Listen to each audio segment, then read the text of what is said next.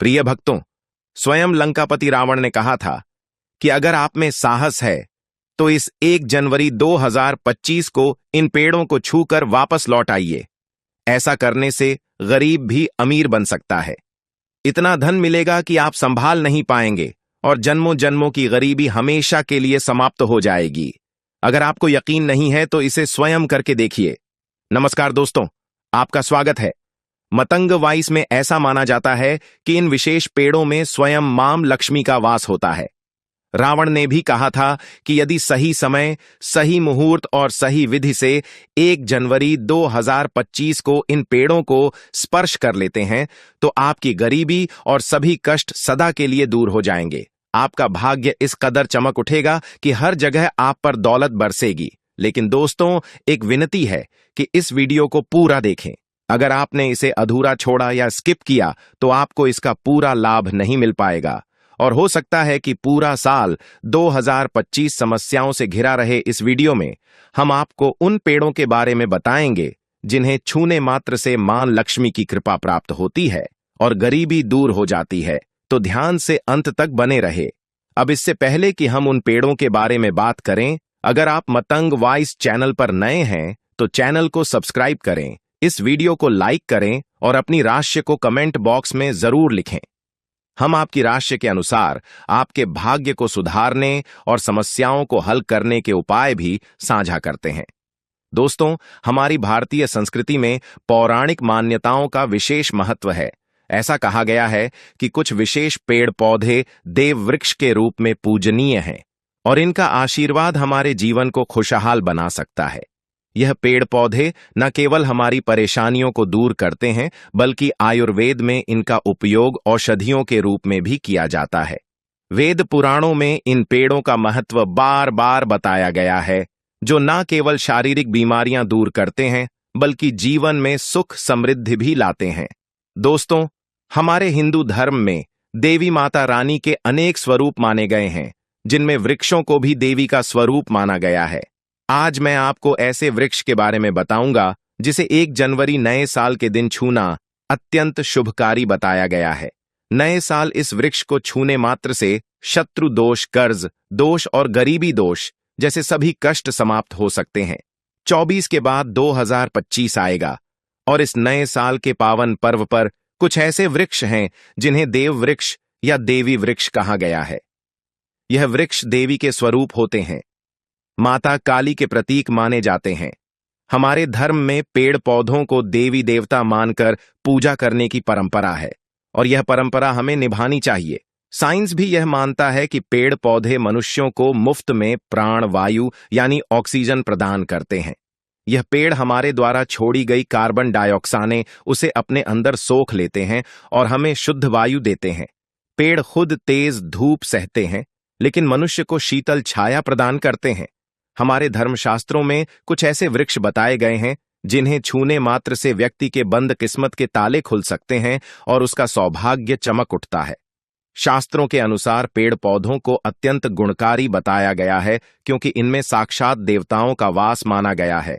पेड़ों में अनेक बीमारियों का इलाज छिपा होता है।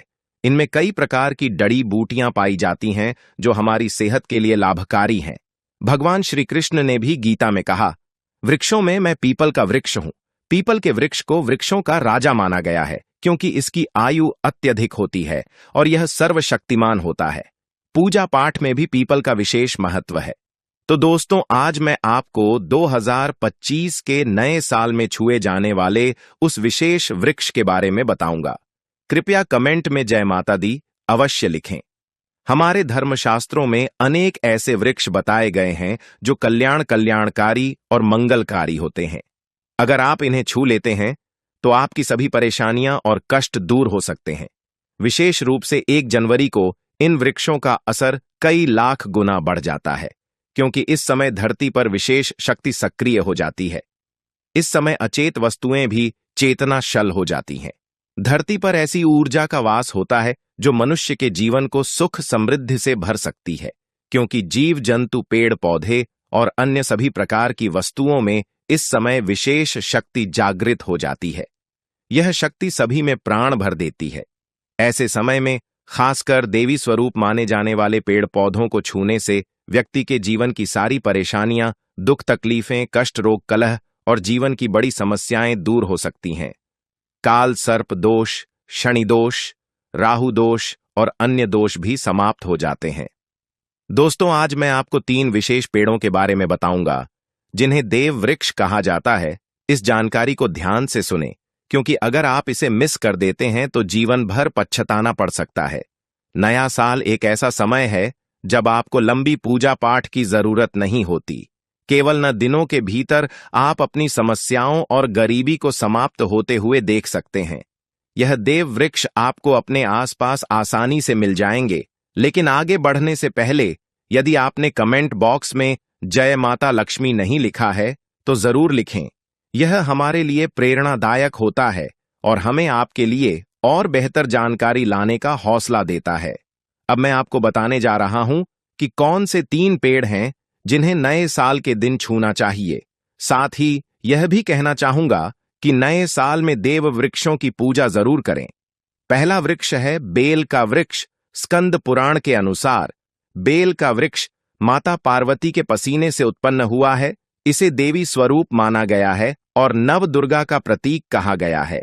इस वृक्ष की डाली में माता पार्वती, जड़ों में ब्रह्मा, तने में विष्णु और अन्य भागों में भगवान शिव का वास है, खासकर संध्या काल में। शिव मंदिर या नव दुर्गा मंदिर के समीप बेल वृक्ष की पूजा करना अत्यंत लाभकारी माना जाता है। इसके नीचे घी का दीपक जलाने से व्यक्ति धनवान, गुणवान और पराक्रमी बनता है। सभी प्रकार की इच्छाएं पूरी होती हैं। अब मैं आपको दूसरे पौधे के बारे में बताने जा रहा हूं। यह पौधा है शमी का वृक्ष। शमी के वृक्ष को मां जगदंबा का स्वरूप माना गया है। ऐसा कहा जाता है कि मां जगदंबा स्वयं इस वृक्ष पर विराजमान रहती हैं।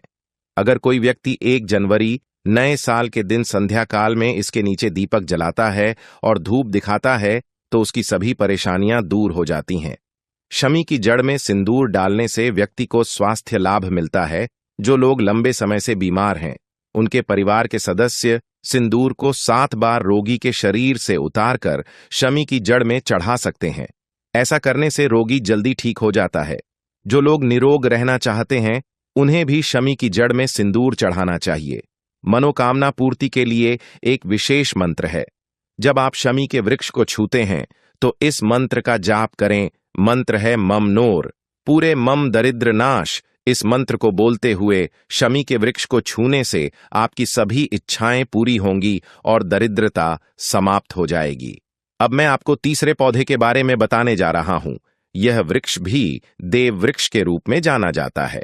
जो तीसरा वृक्ष है वह पारिजात का वृक्ष है। पारिजात का वृक्ष समुद्र मंथन से उत्पन्न हुआ था और इसे देवराज इंद्र के नंदन वन में स्थापित किया गया था। भगवान कृष्ण ने इसे मानव कल्याण के लिए धरती पर लाया था। इसे लक्ष्मी का स्वरूप भी माना जाता है, क्योंकि माता लक्ष्मी और पारिजात दोनों ही समुद्र मंथन से उत्पन्न हुए हैं। इस कारण इसे लक्ष्मी की बहन भी कहा जाता है।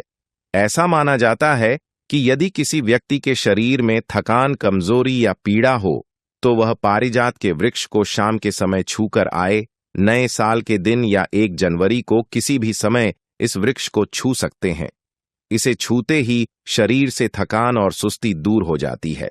अगर नए साल में इस वृक्ष के नीचे घी का दीपक जलाया जाए और इसकी जड़ में चुटकी भर सिंदूर डाला जाए तो सभी प्रकार की मनोकामनाएं पूरी होती हैं। इस प्रक्रिया के दौरान प्रार्थना करना बहुत जरूरी है। प्रार्थना में आप कह सकते हैं कि हे पारिजात वृक्ष, आप देवी स्वरूप मानी जाती हैं। कृपया हमारे जीवन की सभी परेशानियों को दूर करें। ग्रह दोष, पितृदोष और लक्ष्मी दोष को समाप्त करें। माता लक्ष्मी जो आपकी बहन है, उन्हें हमारे जीवन में प्रवेश करने दें। हमें आशीर्वाद प्रदान करें। यदि आप धनवान बनना चाहते हैं या कोई अधूरी कामना पूरी करना चाहते हैं तो यह उपाय जरूर करें।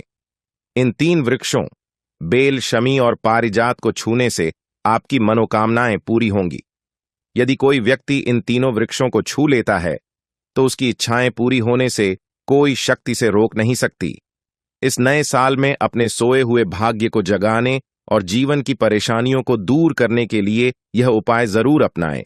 यदि आप इस चैनल पर नए हैं तो दा तंग वास्तु को सब्सक्राइब करें और वीडियो को लाइक जरूर करें। साथ ही अपनी राशि कमेंट बॉक्स में जरूर लिखें, क्योंकि हम राशि से जुड़े भाग्य के बारे में भी जानकारी देते हैं और भाग्य में चल रही परेशानियों को दूर करने के लिए बेहद आसान और प्रभावी उपाय बताए जाते हैं। इसीलिए आप अपनी राशि को कमेंट बॉक्स में जरूर लिखें। तो चलिए भक्तों, अब जानते हैं उन पवित्र पौधों के बारे में जिनका महत्व हमारे धर्मशास्त्रों में बताया गया है। आंवला, तुलसी और केले के पेड़ को बेहद शुभ माना जाता है। ऐसा कहा गया है कि इन पर भगवान विष्णु और माता लक्ष्मी का वास होता है। तुलसी के पौधे के पास रोज एक दीपक जलाने से घर में सुख शांति बनी रहती है। आंवले की पूजा विशेष रूप से एकादशी के दिन करने से भगवान विष्णु प्रसन्न होते हैं। केले के पेड़ की पूजा हर गुरुवार को करने से व्यक्ति को सुख समृद्धि का आशीर्वाद मिलता है। खासकर हल्दी मिले जल से केले के पेड़ की सिंचाई करने से घर में सकारात्मक ऊर्जा का संचार होता है। बेल और बरगद के पेड़ पर भगवान शिव का निवास माना गया है। रोजाना शिवलिंग पर बेल पत्र चढ़ाने से सभी मनोकामनाएं पूरी होती हैं।